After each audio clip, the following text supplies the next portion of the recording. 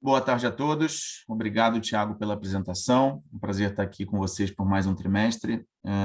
Eu vou fazer uma breve introdução e, ao longo da apresentação, que vai ser conduzida em boa parte pelo Lucas Paraviso, eu vou responder as perguntas por meio do chat ou volto ao final da apresentação para responder aquelas que eu não responder durante.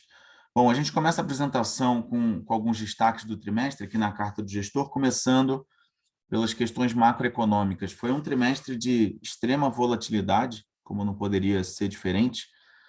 Tem sido assim nos últimos meses, será assim nos próximos meses. A gente está vivendo um choque inflacionário no mundo inteiro, que já vinha com índices elevados de inflação e essa questão piorou um pouco, ou bastante, melhor dizendo, com a guerra na Ucrânia e com o próprio lockdown na China, causando quebras nas cadeias produtivas. E, por conta disso, os bancos centrais do mundo inteiro têm adotado uma postura contracionista, elevando os juros de modo a segurar a inflação, o que nos gera um risco de recessão global. Por outro lado, a gente acabou tendo uma pequena notícia positiva no trimestre, sustentada principalmente pela agropecuária e serviços gerais. A nossa previsão de crescimento do PIB para 2022 saiu de 0,3 para 0,7, ainda assim um crescimento modesto, mas a essa altura do campeonato não deixa de ser um alento, uma notícia positiva, bem como a elevação do índice de confiança empresarial, que também subiu alguns pontos, atingindo quase 92 pontos no mês de março. Para os próximos trimestres, esperamos que continue sendo um período de grande volatilidade, de grande apreensão, não só no Brasil como no mundo, atenção muito grande à questão dos juros, principalmente nos Estados Unidos e em outros países que têm subido os juros para tentar conter a inflação, a duração do conflito na Ucrânia, que já dura alguns meses e que tem causado desdobramentos para a economia global, a questão da crise sanitária, que tem trazido impactos principalmente na China, que segue em lockdown, e a gente com um olhar bastante atento. Nova York foi uma cidade que anunciou, ao longo dessa semana, a recomendação do uso de máscaras em ambientes fechados, coisa que já tinha sido abandonada há alguns meses. E, por fim, não menos importante, a corrida presidencial. À medida que as eleições presidenciais se aproximam, a gente imagina um ambiente de ainda mais volatilidade em função das campanhas dos candidatos que têm se intensificado nas últimas semanas. Falando um pouquinho sobre o fundo, a gente distribui um total de R$ 1,35 por cota, o que significa um dividend yield analisado de 9,1%, considerando o fechamento de março de 2022. Em termos de perspectivas, a gente segue com uma vacância bastante incômoda no fundo, uma vacância de 46%. Sim, temos recebido um fluxo maior de visitas, um fluxo maior de consultas, um fluxo maior de interessados, mas, infelizmente, no momento de grande incerteza no Brasil e no mundo, e muitos dos nossos candidatos a inquilinos são multinacionais, portanto, empresas que vivem o problema global de liquidez, o problema global de inflação, o problema global de juros, a gente tem passado por um momento de demorada na tomada de decisão por parte dos inquilinos, né? Uma demora na tomada de decisão por parte dos inquilinos, o que tem nos deixado, obviamente, numa situação pior do que a gente gostaria, apesar do aumento de interessados que a gente tem vivido nos últimos meses.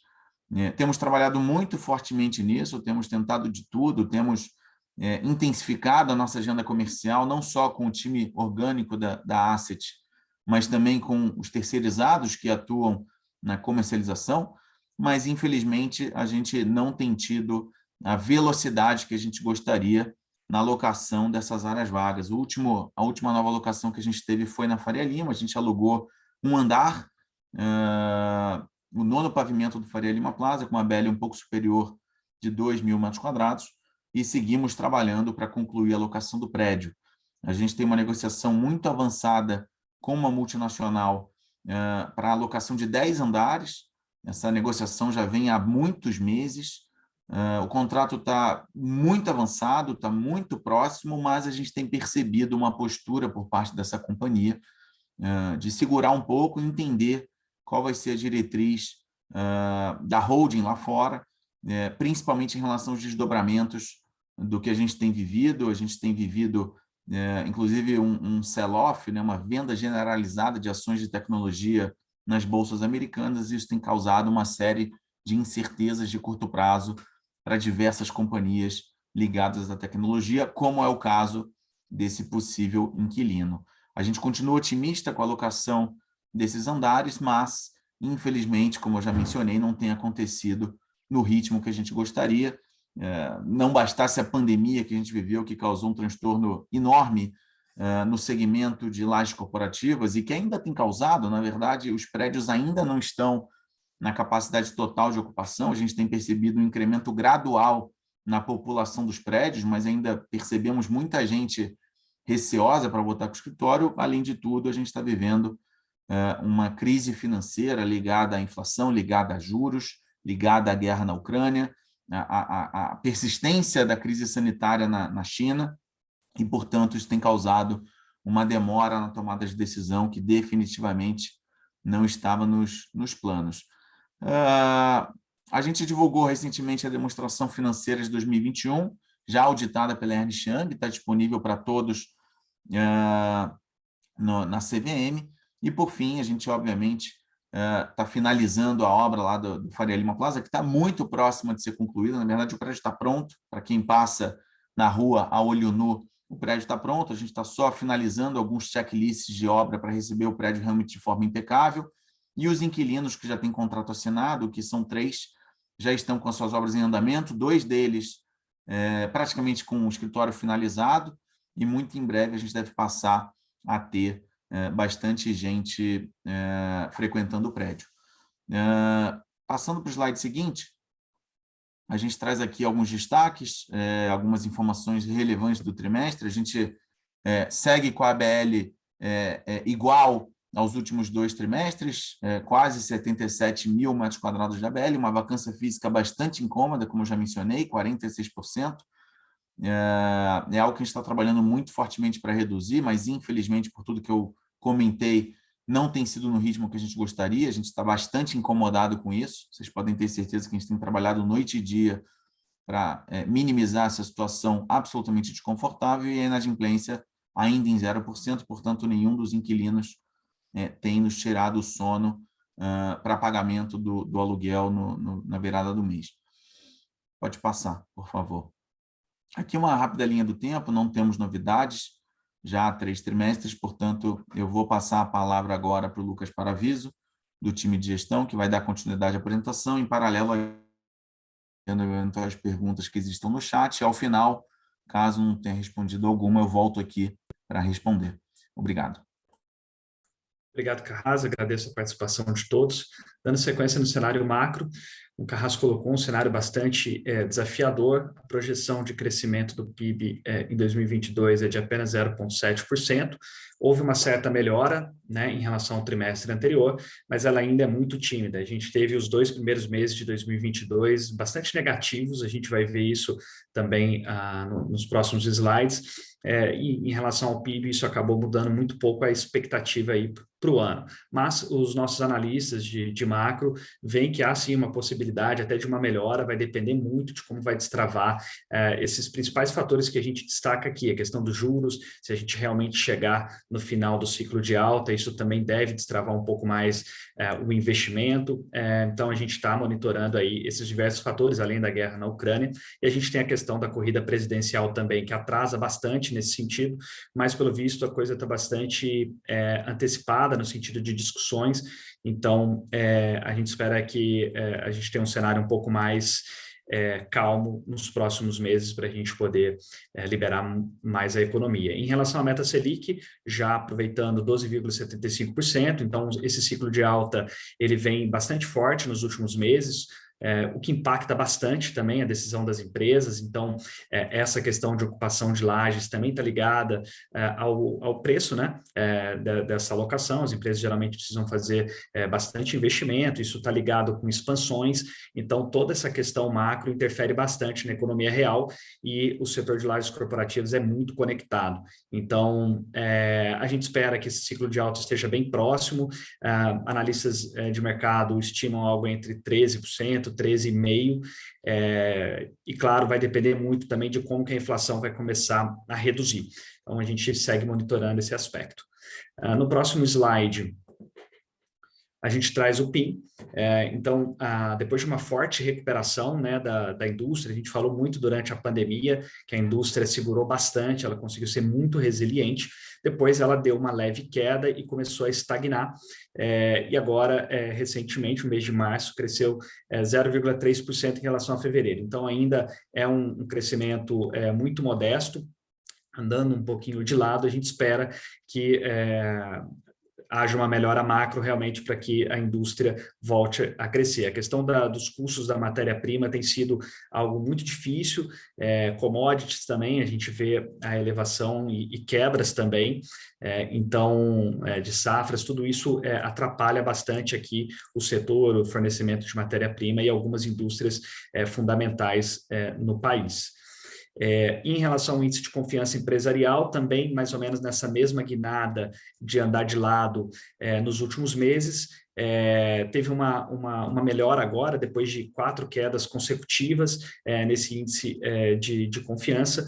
Então, isso também reflete bastante o cenário conturbado, tanto no exterior quanto no Brasil, e o empresário ele acaba adiando. Então, como um indicador antecedente, para a gente, quanto mais rápido e mais forte, mais elevada tiver essa confiança, é mais provável, né, que aconteçam investimentos nos diversos setores da indústria, de serviços. E vale destacar que nos últimos meses o setor de serviços tem segurado bastante aí esse indicador, justamente porque, né, na questão do controle da pandemia, a circulação aumentou bastante, eventos e toda a cadeia se beneficiou disso. Então, a gente vê isso pela questão da melhora desse setor específico dentre os tantos setores que compõem esse índice.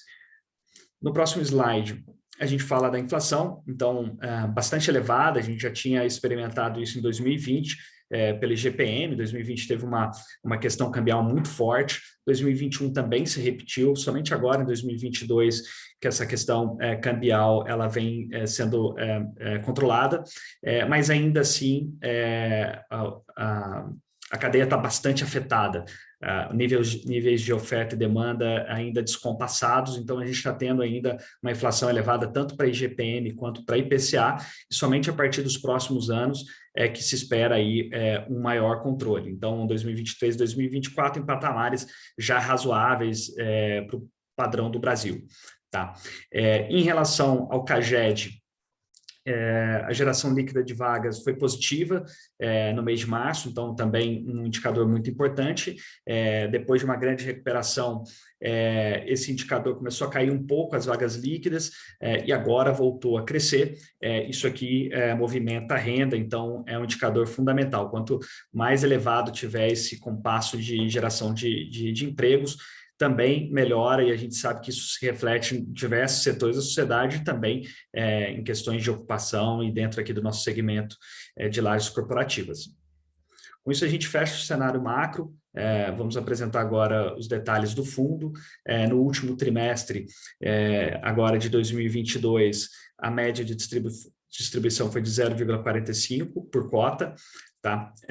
Essa queda justamente também pelos efeitos de vacância, e lembrando, a gente procura sempre normalizar, ou seja, olhar o fluxo de caixa inteiro do semestre, porque a gente tem alguns eventos que não são mensais. Por exemplo, a gente teve ano passado a questão da Cielo, onde a gente ainda conseguiu segurar algumas lajes da Cielo, ela fez a rescisão de outras lajes, aquilo gerou uma multa, e a gente ainda tem mais uma parcela dessa multa que vai cair agora nesse segundo trimestre de 2022. Então, em cima desses fluxos de caixa, a gente procura normalizar ao máximo para evitar oscilação e fazer uma distribuição mais equânime.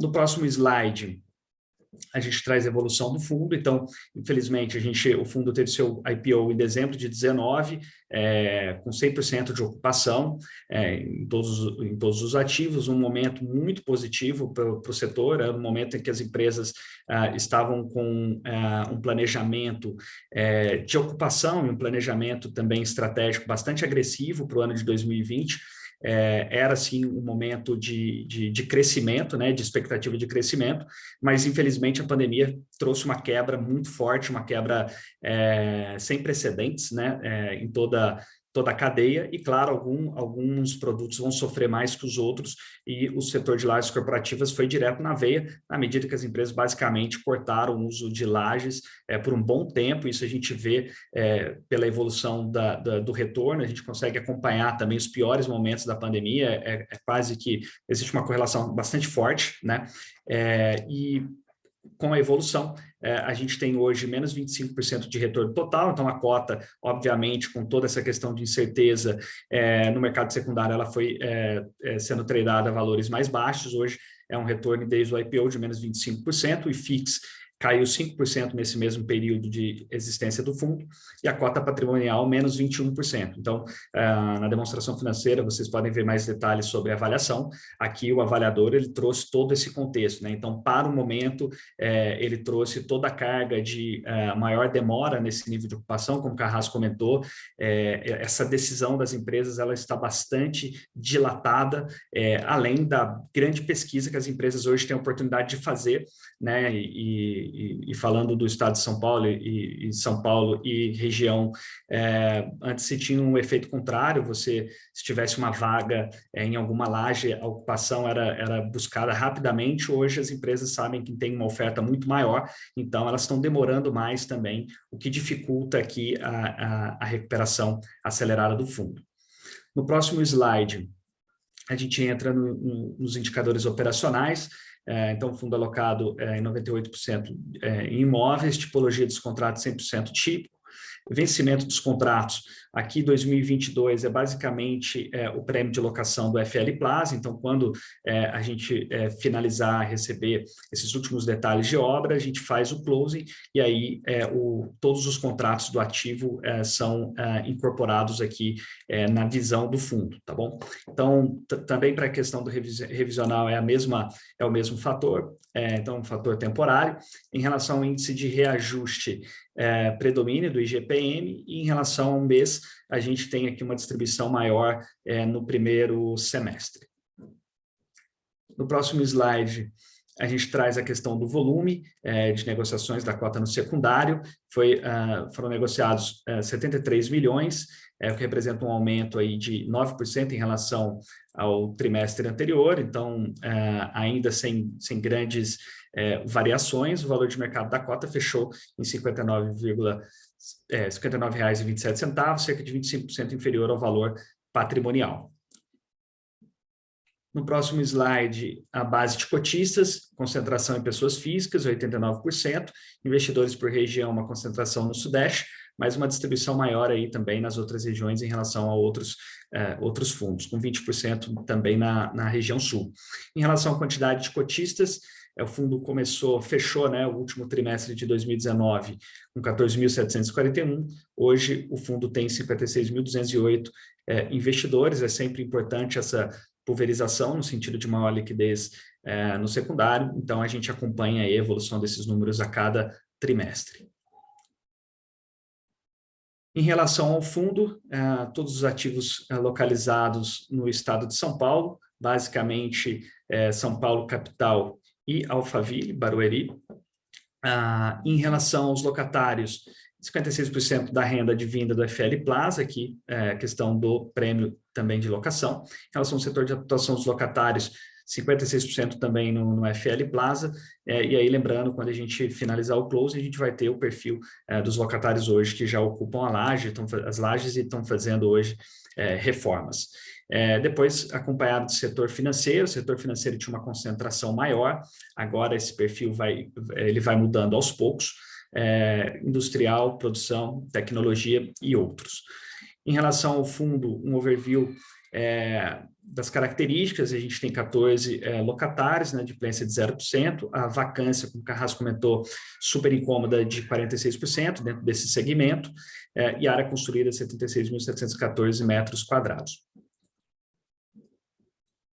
Enfim, alguns detalhes dos imóveis performados, para quem tiver maior curiosidade também de acompanhar. A gente traz as informações também na lâmina mensal. E aqui, fotos do FL Plaza, um edifício já finalizado, os itens de checklist são importantes, porque eles garantem a entrega de 100% no detalhe. Então, falando de um edifício, o nível de detalhes é muito maior, porque a gente está falando de cada andar. Então, agora os itens são assim, mínimos, e isso deve ser finalizado nos próximos meses, curtíssimo prazo, tá bom? Por fim, a gente traz obrigações dos fundos, os 3 CRIs, todas as características e saldo atual. A gente traz isso também na lâmina mensal, e todos os detalhes aqui também comentados para verificação dos investidores. Com isso, a gente finaliza a parte de conteúdo da apresentação. Eu volto para o Pedro Carrasco para a gente responder as últimas perguntas. Muito obrigado. Obrigado, Lucas. Obrigado a todos pelas perguntas. Eu respondi todas pelo chat. Em havendo novas dúvidas, a gente está aqui à disposição. Vou dar um minutinho para ver se alguém tem mais alguma dúvida. E não havendo, a gente permanece à disposição pelos canais de RI, pelo e-mail ri@xpasset.com.br.